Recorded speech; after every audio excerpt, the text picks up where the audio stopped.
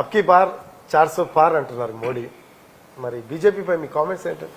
Bharatiya Janata party ఒక psychological game ఆడుతుందని నేను భావిస్తున్నాను. 400 సీట్లు వచ్చేటువంటి పరిస్థితిలో ఈ రాష్ట్రంలో చంద్రబాబు నాయుడుతో కలుస్తాడని నేను భావించలేదు. ఎందుకంటే ఆయనకైనా ఉండాలి, ఈయనకైనా ఉండాలి. తిట్టని తిట్టి గడిచినటువంటి 5 ఏళ్లుగా అనేకమైనటువంటి ప్రెస్ కాన్ఫరెన్స్ పెట్టినటువంటి వ్యక్తితోటి బలహీనపడ్డారు కాబట్టి నరేంద్ర మోడీ గారు భారతీయ జనతా పార్టీ ఇక్కడ కలిశారు. అక్కడ ఒరిస్సాలో కలవాలని ప్రయత్నం చేశారు. ఈ దేశంలో ఉన్నటువంటి రీజనల్ పార్టీస్ అన్నింటినీ కూడా చీల్చాలని ప్రయత్నం చేస్తున్నారు. మమతా బెనర్జీ గారి మీద ఇష్యూ, కేజ్రీవాల్ అరెస్ట్ చేసి లోపల పెట్టడం, జార్ఖండ్లో మా అలయన్స్ పార్ట్నర్గా ఉన్నటువంటి ముఖ్యమంత్రిని బలవంత పెట్టి లొంగ తీసుకోవాలని ప్రయత్నం చేస్తే ఒక ట్రైబల్ ముఖ్యమంత్రి ఆయన నేను రాను కాంగ్రెస్ పార్టీలో ఉంటానంటే ఆయన జైల్లో పెట్టడం, ఇవన్నీ చూసిన తర్వాత అర్థం అవట్లేదా? డెఫినెట్గా బలహీనపడుతున్నాడు. నాకున్నటువంటి నమ్మకం విశ్వాసం నేను చెప్తున్నా 150 సీట్లు కూడా భారతీయ జనతా పార్టీకి ఈ దేశంలో రావు. ఏం చేశారని రావాలి? ఎందుకు రావాలి? మతం అనేటువంటిది ఇట్స్ ఎ పర్సనల్ ఇష్యూ. నేను పొద్దున్న లేచి దేవుడికి దండం పెడతాను. ఇందాక చర్చికి వెళ్ళి ప్రేయర్ చేసి వచ్చాను. మొన్న ఫ్రైడే నాడు మసీదులకు వెళ్ళి వచ్చాను. That is nothing to do with the politics. దాన్ని తీసుకుని వచ్చి దీంట్లో పెట్టి రెండింటిని కలిపి ఏదో చేయాలని ఆలోచన చేసి ప్రజలకు అందరికీ తెలిసిపోయిందండి. ప్రజలు చాలా విజ్ఞులు. హేమహేమిల్ని ఓడించారు, హేమహేమిల్ని గెలిపించారు. పెర్ఫార్మెన్స్ కావాలి. ఈ రాష్ట్రంలో ఈ దేశంలో వాళ్ళు చేసింది ఏంటి? ఈ రాష్ట్రానికి అయితే పూర్తిగా అన్యాయం బీజేపీకి ఓటేయడం అంటే ఇంకా పాపం. దానికన్నా ఇంకా పాపం ఇంకేం ఉండదు. ఈ రాష్ట్రాన్ని అన్ని విధాలా నాశనం చేశారు. వేసినటువంటి రాష్ట్రాలు కూడా ముక్కలు చేశారు. మనం చూసాం తమిళనాడులో 2 గ్రూపులు చేసి అక్కడ ముఖ్యమంత్రిని కంట్రోల్లో పెట్టుకున్నారు. పక్కన ఉన్నటువంటి మహారాష్ట్రలో మా నాయకుడు ఒక ఆయన ఉంటే ముఖ్యమంత్రిగా ఉంటే అతను బెదిరించి కేసుల్లో పెట్టి ఆయన తీసుకుని వెళ్ళి జైల్లో పెట్టారు. ఇమీడియట్ గా రాజ్యసభ ఇస్తారు. ఈ పార్టీలో విచిత్రం ఏంటంటే భారతీయ జనతా పార్టీలో హేమంత్ బిశ్వా శర్మ కాంగ్రెస్ మనిషి, కాంగ్రెస్ అలలారించి ముద్దాడి పెంచి పెద్ద అతను ముఖ్యమంత్రి. మనుషులు లేరు వాళ్ళకి, భావదారిద్ర్యం ఉంది వాళ్ళకి, రాజకీయ నాయకులు లేరు, 2 కూడా ఉన్నాయి.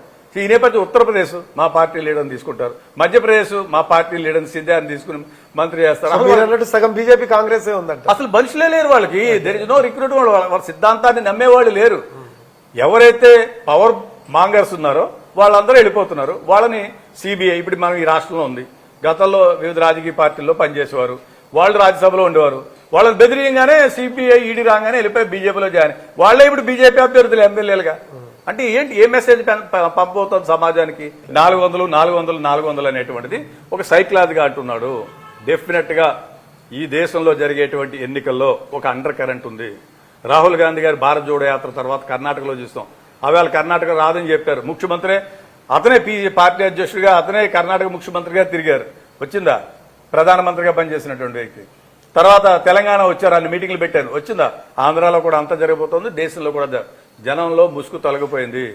మోడీ మాస్క్ పోయింది. రైట్. మీ ప్రధాన ప్రత్యర్థి ఇక్కడ రాజమండ్రిలో పార్లమెంట్ స్థానానికి ఎవరు అంటే టీడీపీ, జనసేన, వైసీపీనా, బీజేపీ? అంటే వాళ్ళ నలుగురు ఒకటే. పైకి ఏదో ఇది చేస్తున్నారు కానీ దోబూచులాట జగన్మోహన్ రెడ్డి గారు వాళ్ళకన్నా ఎక్కువ లాయలిస్టు నరేంద్ర మోడీ గారికి. అసలు వీళ్ళు వెళ్ళిన వెంటనే ఆయన వెళ్ళి కలిసి వచ్చి మళ్ళీ ఇమీడియట్ గా మాట్లాడుకుని వస్తున్నారు. సో ఇక్కడ జరిగేటువంటి ఎన్నికల్లో పురంధేశ్వర్ గారు కానీ వైసీపీ అభ్యర్థి కానీ ఇద్దరు ఒకటే. ఆ 3 రాజకీయ పార్టీలు ప్లస్ ఈ రాజకీయ పార్టీ నలుగురు ఒకటే. కాంగ్రెస్ పార్టీ ఒకటే ప్రజల పక్షాన ఉంది. ప్రజా గొంతు, ప్రజల గళం, ప్రజల వాయిస్ వినిపించేది రుద్రరాజు కాబట్టి ఇక్కడి నుంచి ప్రజలందరూ కూడా తప్పనిసరిగా నన్ను ఆశీర్వదిస్తారనేటువంటి భావన నాలో ఉంది. స్థానికంగా ఉన్నాను, రాజకీయాల్లో ఉన్నాను, కమిట్మెంట్ తోటి ఉన్నాను. ఒకటే రాజకీయ పార్టీకి. నేనేమో ఆన్ అండ్ ఆఫ్ మారిపోయినటువంటి వ్యక్తి. కష్టమైనా నష్టమైనా మంచైనా చెడ్డైనా ఒకటే పార్టీ, కాంగ్రెస్ పార్టీ. సో అటువంటి వ్యక్తిని ప్రజలు ఆశీర్వదిస్తారని నాకు తెలుసు. హేమహేములు వాళ్ళ దగ్గర ధనం ఉండొచ్చు, వాళ్ళ దగ్గర ఇన్ఫ్రాస్ట్రక్చర్ ఉండొచ్చు, అన్నీ ఉండొచ్చు. కానీ విజ్ఞులైనటువంటి ప్రజలు ఈ రాజన నరేంద్రుడి దగ్గర నుంచి నన్నయ్య దాకా హేమహేములు పుట్టినటువంటి ఈ ప్రదేశంలో ఒక సామాన్య కార్యకర్తని గెలిపిస్తారనేటువంటి భావంతో నేను ఉన్నాను. తప్పనిసరిగా ప్రజల ఆశీర్వాదం నాకు ఇస్తారని భావిస్తున్నాను. 2019 విషయానికి వద్దామండి. వైసీపీ ఇక్కడ విజయబావుట ఎగరవేసింది పార్లమెంట్ స్థానానికి. సో ఈసారి నెట్టుకు రాగలరా? ఎందుకో నాకు అనిపిస్తోంది బాగా బ్యాడ్ పొజిషన్ లో ఉందని చెప్పేసి. ఎందుకంటే అభ్యర్థి అంత పెద్ద ఫెమిలియర్ కాదు. ఇది not a political man. So వీటిలన్నింటినీ దృష్టిలో తీసుకున్న తర్వాత అటు పురంధేశ్వర్ గారు ఇటు వీరిని తీసుకున్న తర్వాత ఆయన మంచి డాక్టరు.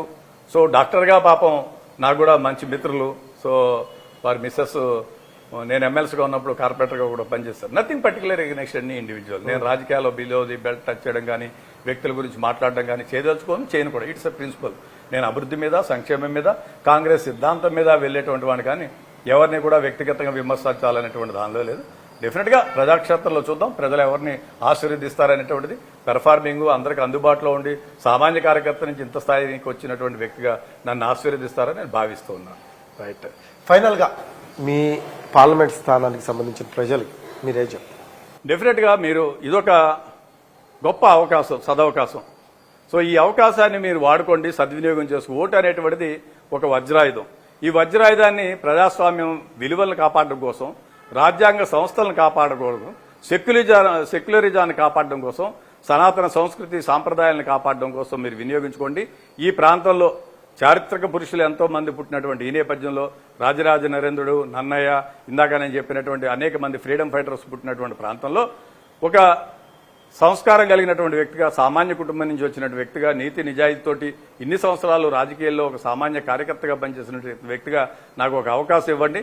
తప్పనిసరిగా మీ తరపున మీ గొంతుగా ఉండి నేను పార్లమెంట్లో పోరాటం చేస్తాను. ఇక్కడ ఏ సమస్య ఉన్నా కూడా అందరికీ అందుబాటులో ఉండి ఆ సమస్యలను పరిష్కరించుకోవడం కోసం పనిచేస్తాను. నాకు ఒక మంచి అవకాశం ఇవ్వండి. సర్వదా సతదా మీ అందరికీ కూడా కృతజ్ఞుడై ఉంటానని నేను భావిస్తున్నాను. రైట్ అండి, థ్యాంక్ యూ. ఖచ్చితంగా all the best. Thank you, sir. Thank you. మనస్ఫూర్తి కోరుకుంటున్నారు. Thank you. రైట్, ఒక్క అవకాశం ఉంది.